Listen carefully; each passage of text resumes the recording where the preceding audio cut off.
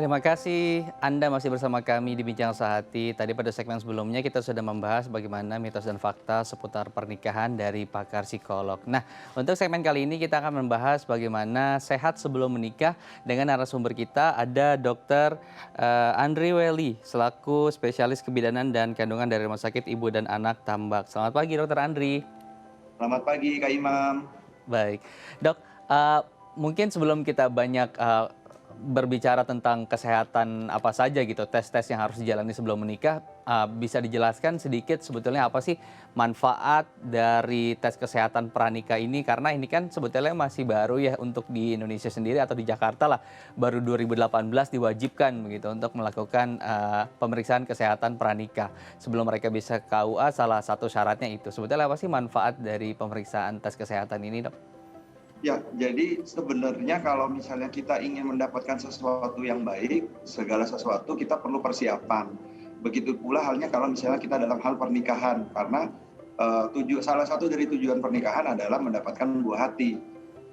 Gitu. Jadi sebelum kita menuju ke sana, kita harus mempersiapkan diri kita baik dari istri dan suami. Gitu. Memang kalau misalnya kita salah satu syaratnya untuk di KUA kan misalnya pemeriksaan dari pemeriksaan pranikah itu kita bilang kalau misalnya yang sering kita sebut itu premarital screening. Tapi kalau misalnya kalau kita di luar kita sering disebutnya premarital screening sama genetik. Jadi ada bagian genetiknya juga yang diperiksa. Tujuannya ya untuk mempersiapkan proses tujuan dari kehamilan yang akan kita tuju gitu, supaya mendapatkan hasil yang baik ibunya dan juga untuk bayinya. Oke. Jadi, melakukan pemeriksaan kesehatan untuk, kedua pasangan ya, baik si perempuan ataupun laki-laki gitu. Kemudian Iya, untuk jadi bukan hanya perempuannya aja, tapi pasangan. hmm, oke. Ada beberapa masyarakat yang masih beranggapan bahwa tes, pranikah ini adalah tes kesuburan. Apakah hanya sebatas melakukan tes kesuburan saja yang nanti kemudian diuji di lab atau ada beberapa rangkaian tes lain yang ingin diketahui sebelum melakukan pernikahan? Iya, sebetulnya banyak hal yang bisa kita nilai, yang bisa kita eksplor. Jadi memang kesuburan adalah salah satunya, salah satu bagian dari penilaian yang akan kita lakukan pemeriksaan. Karena hal yang dinilai itu banyak sekali. Misalnya contoh dari kesehatan dari calon ibunya sendiri. Misalnya sebelum ini ibunya ada sakit, misalnya contoh diabetes atau kencing manis, atau ada sakit hipertensi, ada sakit penyakit jantung, kemudian ada penyakit autoimun. Nah, sebelum mendapatkan kehamilan, kondisi tersebut kita bilang harus dalam keadaan baik atau terkontrol. Sehingga bila nanti sudah terjadi kehamilan, kondisi tersebut tidak menjadi memburuk yang berpengaruh terhadap kesehatan ibu dan janinnya. Gitu. Kemudian ada pemeriksaan yang lain, contoh pemeriksaan penyakit menular seksual. Misalnya contoh ibu atau pasangannya atau misalnya salah satu dari pasangan baik ibu atau bapaknya ada yang telah mengalami misalnya contoh penyakit hepatitis atau HIV.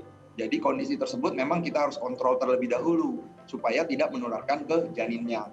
Gitu. Jadi banyak hal sih yang bisa kita nilai sebetulnya. Belum lagi nanti kalau misalnya masalah nutrisi, kemudian masalah minum obat, misalnya ada ketergantungan obat atau kondisi mental. Jadi banyak hal yang dinilai. Jadi bukan hanya masalah kesuburan saja. Kesuburan hanya salah satu aja, salah satu item. Oke. Tadi kan sebetulnya tujuan utamanya adalah lebih kepada janinnya sehingga nanti generasinya bisa menjadi generasi yang sehat, yang menjadi generasi yang sehat untuk generasi berikutnya dan penerus bangsa juga kan sebetulnya generasi tersebut. Apakah hanya sebatas di seputar kehamilan kandungan saja atau juga pemeriksaan kesehatan di seputar pribadi si diri pasangannya gitu. Artinya ketika memang ada masalah dari kondisi si orang tua baik itu ibu ataupun bapak. Nah, ini haruskah dirujuk kemudian untuk menyelesaikan itu dulu, baru kemudian mereka boleh melakukan pernikahan? Ya, tujuan dari pemeriksaan itu adalah kita menyaring untuk mengenali secara dini apakah memang punya potensi Hmm. timbul masalah. Misalnya contoh yang paling sering kita didengar di masyarakat misalnya ada ibu dengan penyakit talasemia atau gangguan darah. Ya. Nah, pada kondisi tertentu memang dia disarankan untuk tidak menikah dengan pasangan yang mempunyai kelainan darah juga, thalassemia yang nantinya bisa berakibat pada anaknya. Jadi untuk hal-hal tersebut memang bukan hanya sebetulnya bukan buat anaknya saja, tetapi untuk kedepannya.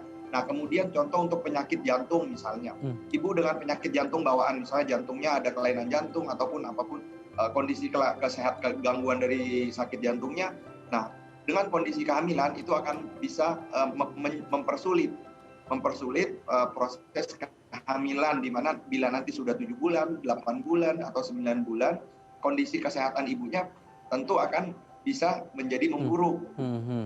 Atau misalnya ibu dengan keadaan yang kita bilang paling sering nih PCOS atau dengan obes, kemudian dengan kelainan gangguan gula darah atau misalnya diabetes, nanti sebetulnya sih bukan hanya konsekuensi jangka pendek. Jangka pendeknya itu misalnya kehamilan, tetapi konsekuensi jangka panjang, misalnya afterbirth, misalnya nanti kehidupan setelah melahirkannya, misalnya pada umur 30 atau 40 atau umur 50, nanti resiko untuk terjadinya timbul kelainan yang menyertai yang daripada yang kehamilan yang terdahulu, yang faktor resiko karena dari kehamilannya akan timbul. Misalnya pada saat hamil ibunya timbul diabetes atau timbul darah tinggi.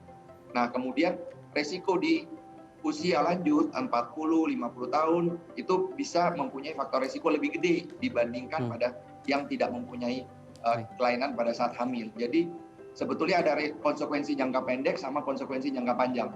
Gitu. Itu yang harus kita jelaskan kepada pasangan untuk bukan hanya masalah kesuburannya saja. Yeah. Jadi bukan tadi masalah kesuburan saja, tetapi ini juga penting ya untuk kesehatan, untuk kita sebagai medical check up. Karena ada beberapa pasangan mungkin yang menikah bukan orientasinya bukan karena ingin memiliki keturunan begitu ya, karena mungkin saling mengasihi atau seperti apa gitu. Nah, kemudian Dok, untuk mereka yang memiliki misalnya tadi beberapa permasalahan baik misalnya hepatitis atau lain sebagainya seperti HIV gitu. Apakah nanti mereka ketika dinyatakan positif hal tersebut secara serta-merta akhirnya dilarang untuk menikah di KUA atau seperti apa ya anjurannya, Dok? Nah, nanti ada kalau misalnya contoh kalau untuk hepatitis enggak, cuma memang kita memberikan edukasi atau konseling. Karena nanti resikonya bila ibu dengan kondisi keadaan penyakit kita bilang hepatitis itu bisa beresiko untuk menularkan ke janinnya. Jadi nanti di dalam buku kontrol kehamilan atau buku KIA-nya, buku kesehatan ibu dan anaknya, nanti kita kasih notes gitu. Kita berikan notes bahwa memang ada ibunya dengan kondisi keadaan seperti ini. Kemudian yang sering juga yang memang kita rutin kita kerjakan, kita anjurkan adalah vaksinasi. Vaksinasi untuk ibu yang berencana hamil atau sudah hamil, karena mengunjungi fasilitas pelayanan kesehatan. Contoh yang paling gampang adalah puskesmas yang paling dekat dengan rumah. Nah, biasanya disarankan, dianjurkan oleh Bu Bidan untuk vaksin tetanus itu untuk persiapan kehamilan atau persalinan, dan itu memang udah jadi program nasional.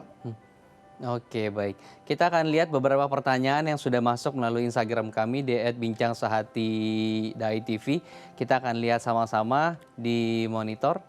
Nah, ini ada dari @Sinta Nurrahmi. Katanya, Dok, saya sekitar 7 bulan lagi akan berencana untuk menikah.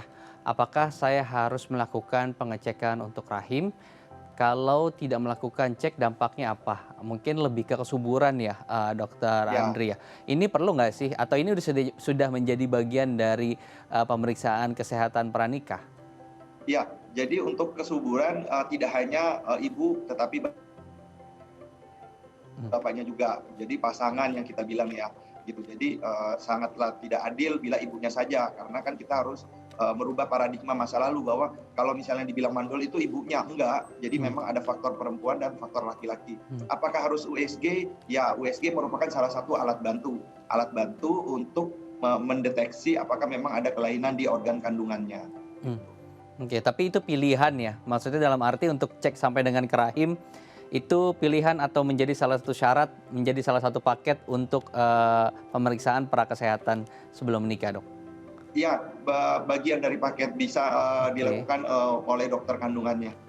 Oke, jadi bisa dipilih nanti ya, atau mau paket yang lebih lebih jelas lagi, lebih detail lagi seputar kesuburan juga ntar bisa langsung menghubungi dokter masing-masing. Oke, Dokter Andri, nanti kita akan sambung perbincangan tentang bagaimana sehat sebelum menikah karena ada beberapa pertanyaan tentang ketika ada masalah genetik terutama dari darah begitu kan, apakah kemudian mereka masih boleh menikah gitu karena yang tadi talasemia dan lain sebagainya ini kan sebetulnya sudah genetik ya, sudah tidak bisa Iya. diubah lagi. Nanti kita akan sambung dan untuk Anda pemirsa yang ingin berinteraktif bersama kami bisa menghubungi nomor kami di 021 290 32644 atau melalui Instagram kami di @bincangsaat.id.tv.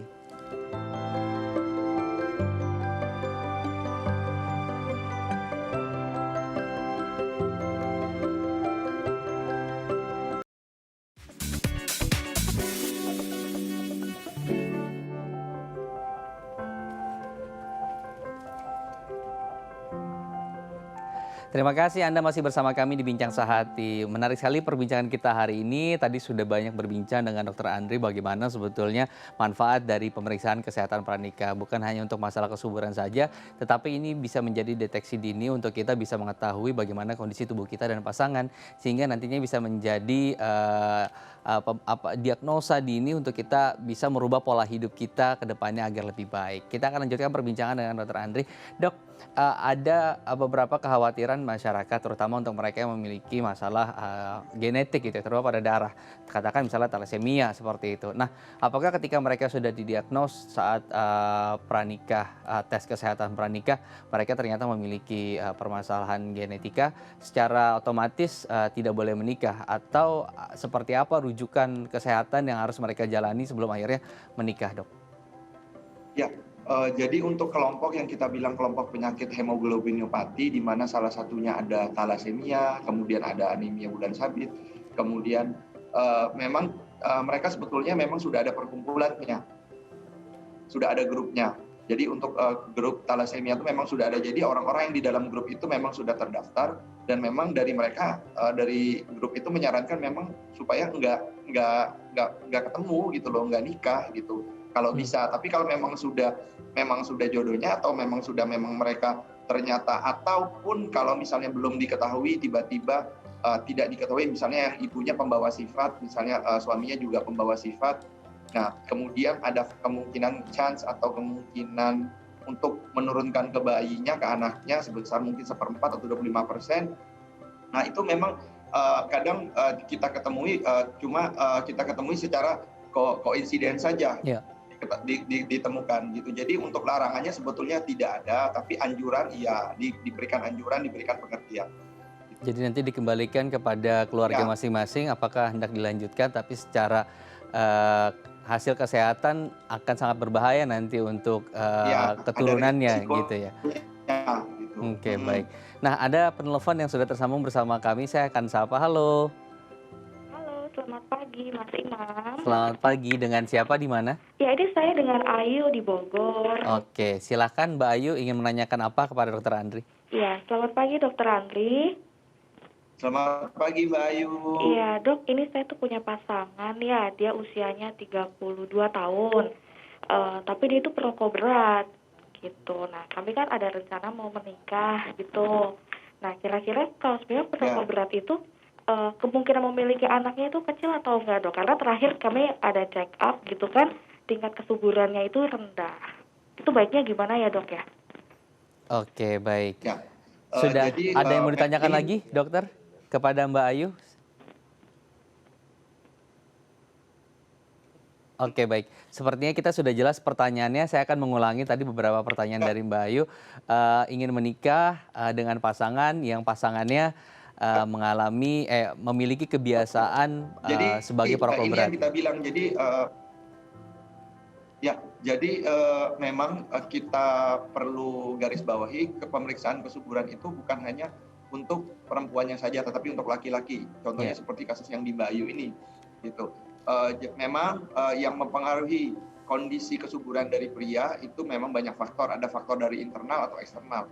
Faktor eksternalnya adalah salah satunya adalah merokok, di mana dengan konsumsi rokok itu dapat mengganggu kualitas dari sperma. Jadi sarannya kemudian yang bisa dapat kita berikan adalah mengurangi konsumsi rokok, kemudian memberikan suplementasi yang dapat memperbaiki kualitas dari spermanya. Oke, jadi untuk permasalahan eksternal sebetulnya terutama gaya hidup ya, bisa cenderung lebih mudah untuk Ya, lebih diubah ke ya, gaya hidup. begitu ya? Oke. Ya, rokok, alkohol, obat-obatan Hmm, gitu. Itu pengaruh dari eksternal. Sedangkan kalau internalnya mungkin ada kelainan bawaan pada hmm, organ reproduksi prianya dan itu juga memang perlu diperiksakan juga. hmm, hmm. Oke, baik. Nah, ini juga nih banyak pertanyaan dari teman-teman yang akan melakukan proses pemeriksaan kesehatan pranikah. Ada nggak sih dok kiat-kiat tips gitu mungkin yang bisa mereka terapkan supaya nanti hasilnya bisa sangat bagus atau ya sudah gitu jalanin aja kehidupan setiap hari seperti biasa, nggak perlu melakukan stimulus-stimulus tambahan. Sebetulnya kita perlu mengenali siapa yang akan konsultasi kepada kita terlebih dahulu. Apakah sebelumnya Hmm, mempunyai faktor risiko atau tidak. Jika hmm, mempunyai faktor risiko, maka sebaiknya memang dikonsulkan ke dokter. hmm, Kemudian untuk secara garis besar yang memang pola hidup mempengaruhi pola hidup yang sehat ya yang kita anjurkan. Kemudian memang untuk persiapan sendiri, persiapan sebaiknya 3 sampai 6 bulan menjelang proses keinginan untuk hamil kita bilang. Jadi kita sudah memberikan vitamin atau asupan kepada ibu atau dan juga misalnya ke suaminya memang ada masalah pada bapaknya juga sebelum proses perencanaan kehamilan. hmm. Oke. Jadi tidak perlu misalnya rutin berolahraga setiap pagi karena ingin melakukan cek kesehatan pernikahan gitu ya, untuk Enggak, hasilnya bagus, itu sebetulnya tidak terlalu enggak, berpengaruh signifikan ya? enggak. Oke, baik. Jadi ini bisa menjadi catatan untuk teman-teman yang ingin melakukan pemeriksaan pranikah untuk tadi kemudian tidak perlu melakukan hal-hal seperti itu. Kemudian untuk cek antara pria dan wanita ini sama tidak sebetulnya dok indikator yang diukur ya nanti atau berbeda gitu? Beda-beda, pemeriksaan yang dinilai beda. Tapi ada memang hal-hal yang kita lakukan, hal-hal dasar yang kita periksa memang ada yang sama, tetapi kalau memang secara spesifiknya memang berbeda. Oke. Nah, kemudian ketika mereka sudah melakukan proses pranikah, pemeriksaan kesehatan pranikah, setelah menikah sebetulnya ada tidak sih sebetulnya anjuran tes-tes yang harus mereka jalani lagi untuk terutama mereka yang hendak melakukan program kehamilan? Eh, Ya, untuk bila yang sudah menikah, yang tadi saya bilang persiapannya 3 sampai 6 bulan sebelum menginginkan kehamilannya. Jadi untuk ibunya bila tidak ada masalah di organ kandungannya, berarti kita berikan suplementasi dan imunisasi. Yang dimaksud adalah imunisasi tetanus. Kemudian untuk suaminya lebih sama juga untuk menjaga pola hidup sehat juga. Sama aja sih sebetulnya. Oke. Jadi ada anjuran untuk tadi ya, melakukan proses kesehatan berikutnya setelah, pernikahan gitu ya. Kalau setelah Iya. pernikahan mereka, katakanlah baru memiliki program, kehamilan gitu, apa, tes kesehatan pertama atau apa yang harus mereka ukur terlebih dahulu untuk mengetahui, untuk mengikuti program kehamilan tersebut, Dok? Dan yang paling penting yang misalnya yang paling bisa kita lakukan untuk perempuan, misalnya untuk perempuannya kita mengenali siklus haidnya dulu karena siklus haid ini terkait dengan masa subur seorang perempuan, seorang wanita. Karena bila siklus haidnya kita katakan siklus haidnya tidak teratur, maka kemungkinan kondisi kesuburannya pasti akan terganggu. Itu hal yang paling pertama. Dan kalau misalnya untuk hal kedua yaitu imunisasi, kita berikan imunisasi. Kemudian yang ketiga, suplementasi kehamilan untuk persiapan. Sekarang banyak banget suplementasi memang yang beredar, yang dijual di pasaran, tetapi yang paling penting yang kita berikan adalah contohnya adalah asam folat dan vitamin D. Itu yang rutin kita lakukan, kita berikan kepada ibu yang akan mempersiapkan kehamilan. Dan untuk suami, hal yang paling mudah yang dilakukan yang bisa dapat kita periksakan yaitu pemeriksaan analisa sperma untuk melihat tingkat yang tadi seperti yang Ibu Eva bilang untuk melihat tingkat kesuburannya dari spermanya gitu. Baik, sehat sebelum menikah dan juga sehat setelah menikah Nikah. untuk melakukan program kehamilan. Nah, tadi sudah dijelaskan sebetulnya dari awal sampai akhir oleh Dokter Andri, menarik. Terus kemudian Dok, untuk mereka yang hendak melakukan pemeriksaan kesehatan ini kan ada beberapa artikel yang menganjurkan mereka untuk melakukan kegiatan berpuasa begitu. Entah misalnya puasa 8 jam ataupun dalam skala rentang 12 jam gitu. Apakah benar atau hanya mitos dan mengapa sebetulnya kita harus berpuasa sebelum melakukan pemeriksaan lab terutama untuk cek kesehatan? Jadi tergantung item yang akan kita lakukan atau kita periksakan. Misalnya contoh ada perempuan usia 35 tahun sebelumnya sudah menderita penyakit diabetes.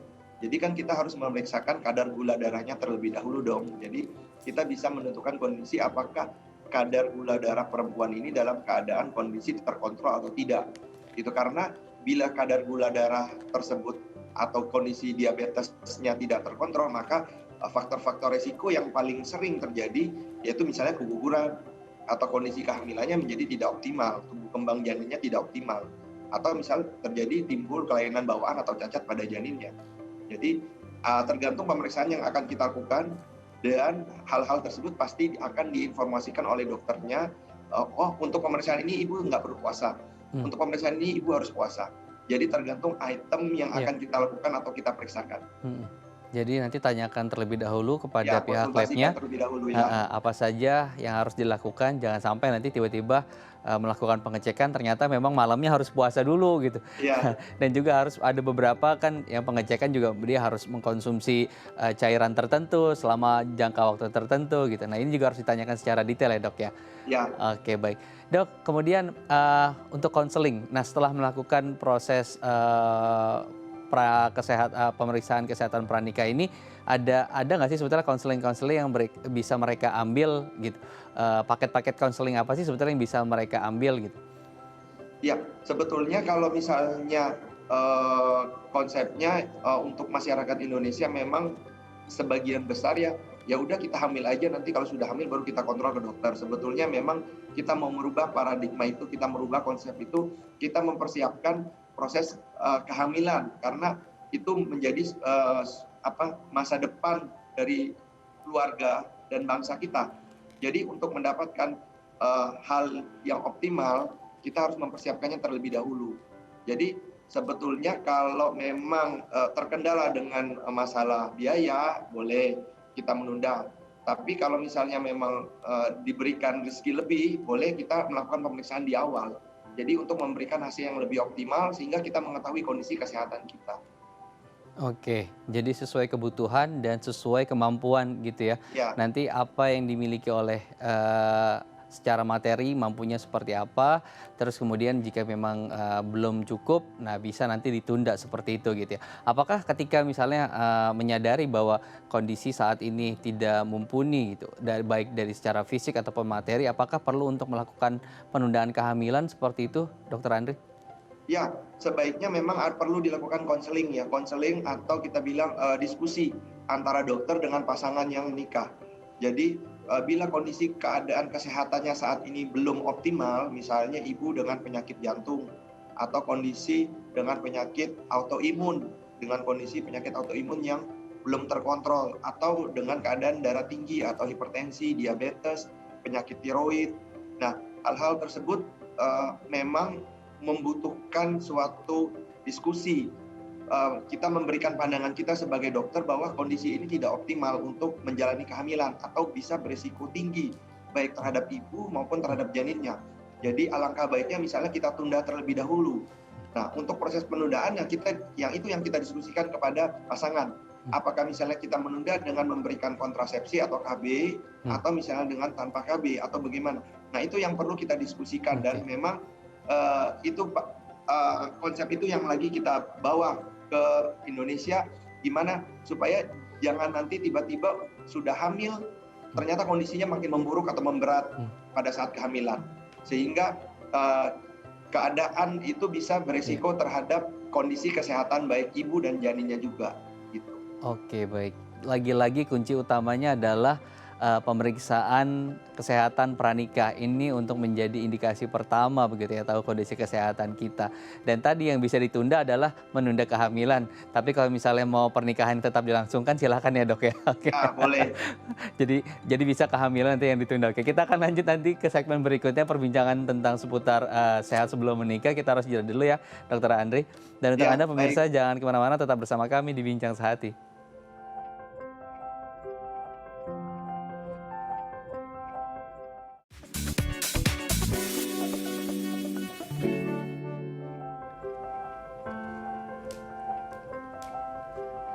Terima kasih Anda masih bersama kami di Bincang Sehati. Masih membahas tentang sehat sebelum menikah, masih bersama dengan Dokter Andri. Dokter Andri, tadi ada suatu pertanyaan yang masih tertinggal seputar hepatitis. Nah, ini kan untuk salah satu pasangan, katakan pria ataupun wanitanya mengidap hepatitis gitu. Apakah boleh kemudian ketika mereka melakukan ketika menikah terus melakukan hubungan suami istri, apakah ini beresiko atau tidak? Kemudian apakah ini hanya menular secara silang saja atau juga kemudian berdampak pada janin ini?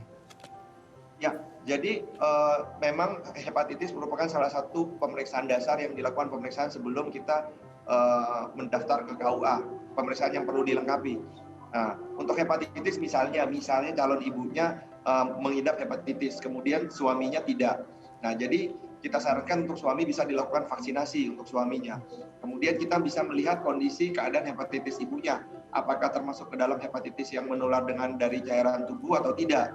Nah, kondisi hepatitis yang menular dengan melewat cairan tubuh, misalnya darah, nah itu bisa beresiko karena bisa ada kontak, misalnya ada luka kecil dari ibu atau bapak, dari ibu kemudian melakukan hubungan seksual, kemudian bisa tertular. Nah, itu bisa menularkan ke suaminya. Nah, kemudian yang kita perlu pikirkan bila ibu dengan kondisi keadaan hepatitis, misalnya hepatitis B, itu bisa beresiko terhadap janinnya, menularkan, ada resiko kita bilang ya, menularkan terhadap janinnya. Jadi pada saat nanti ibunya sudah hamil kita kemudian perlu lihat janinnya gimana. Biasanya kalau kita dari rumah sakit atau dari pemerintah, dari puskesmas, kita mempunyai program pemerintah untuk vaksinasi buat bayinya. Jadi hal itu gratis dan memang perlu kita kenali gitu. Jadi supaya mendapatkan hal tersebut. Baik. Jadi tadi ya solusinya adalah vaksin. Nah, vaksin ini bisa diberikan kepada salah satu pasangan atau kedua pasangan atau kepada bayi. Nah, kita akan bahas tips bagaimana kemudian bisa hidup bahagia dan siap untuk menjalani proses pemeriksaan kesehatan. Ada yang pertama adalah persiapan gizi. Ini sebetulnya penting nggak sih dok untuk kita menyiapkan gizi untuk melakukan pemeriksaan kesehatan tadi? Jadi kondisi gizi itu lebih sebetulnya cakupannya luas. Karena kondisi gizi itu nanti berpengaruh terhadap contoh hal yang paling gampang, kondisi status nutrisi dari ibunya. Bila kondisi status nutrisi dari ibunya dalam keadaan yang jelek, kita bilang akan berpengaruh terhadap tumbuh kembang janinnya. Kemudian bila ibunya dalam keadaan misalnya berat badan berlebih atau obes, maka risiko-risiko yang mungkin timbul pada saat kehamilan itu akan lebih besar dibandingkan yang tidak obes atau tidak berat badan berlebih. Jadi kondisi gizi memang sangat penting. Oke, jadi makanan ini harus dipilah dan dipilih. Kemudian yang berikutnya adalah menjaga kebersihan organ reproduksi. Nah, ini penting sekali sebetulnya, harus ditanyakan langsung ke pakarnya. Seperti apa dok? Penting nggak sih untuk kita sama-sama pasangan ini menjaga kebersihan organ reproduksi? Nah, untuk kebersihan organ reproduksi sebetulnya lebih yang tadi keadaan apakah memang terdapat resiko atau memang sudah terjadi yang kita bilang tertular adalah penyakit menular seksual. Yang tadi yang kita lakukan pemeriksaan, misalnya dalam pemeriksaan pranikah yang dilakukan pemeriksaan itu hepatitis, sifilis, nah kemudian HIV. Nah, itu hal tersebut memang salah satu item yang dasar yang dilakukan pemeriksaan. Kemudian untuk kebersihan yang lain misalnya keputihan. Misalnya ibu dengan keadaan keputihan yang lama, gatal, bau, dan boleh dilakukan pemeriksaan ke dokter kandungannya untuk dilakukan pengobatan. Oke baik, kita beralih ke tips berikutnya. Melakukan vaksin HPV. Nah, ini seberapa penting melakukan vaksin ini dok? Nah, sebetulnya untuk vaksin HPV memang kita tidak masuk ke dalam hal yang harus mandatori yang dilakukan atau diberikan. Karena pertama tidak masuk ke dalam program pemerintah saat ini, jadi itu berbayar atau swasta atau mandiri. Kemudian bila dilakukan pemberian vaksin ya boleh saja untuk kesehatannya boleh, boleh banget. Nah, tetapi kita tidak masuk ke dalam cakupan dari pemerintah memang tidak masuk. Oke, kenapa tidak mandatori, Dok? Karena itu merupakan pertama sebetulnya kalau misalnya karena memberikan vaksin HPV itu anggarannya gede karena harga dari vaksin itu mahal. Yang pertama, jadi untuk mencakup seluruh Indonesia dari kita Indonesia belum memungkinkan. Yang sudah menjalani itu yaitu Australia. Di kita belum. Gitu. Tetapi kalau misalnya dari keinginan ibu, bapak atau misalnya ada keluarganya yang ingin melakukan pemberian vaksinasi itu boleh. Itu memang untuk melindungi kita terhadap risiko terjadinya kanker serviks atau kutil kelamin. Oke, jadi ini diberikan tadi ya hanya beberapa yang mampu saja begitu ya, atau hanya untuk kasus khusus saja ya, baik. Jadi tadi ada beberapa tipsnya. Pertama, persiapan gizi, melakukan imunisasi, menjaga kesehatan organ, terus kemudian melakukan vaksin HPV. Baik, Dokter Andri, terima kasih sudah berbagi inspirasi di Bincang Sehati. Semoga informasi tadi juga bermanfaat untuk masyarakat kita dan juga bisa bermanfaat untuk para generasi muda kita yang tadi hendak melakukan persiapan pernikahan. Terima kasih, Dokter Andri. Iya, sama-sama. Baik. Dan untuk Anda pemirsa, terima kasih telah menyaksikan Bincang Sehati. Untuk kritik dan saran bisa menghubungi kami di sosial media kami di Facebook, YouTube, dan juga Instagram di @bincang_sehati.tv. Akhir kata, saya Muhammad Syahri mewakili seluruh kerabat kerja yang bertugas. Pamit undur diri, terima kasih. Sampai jumpa di Bincang Sehati besok.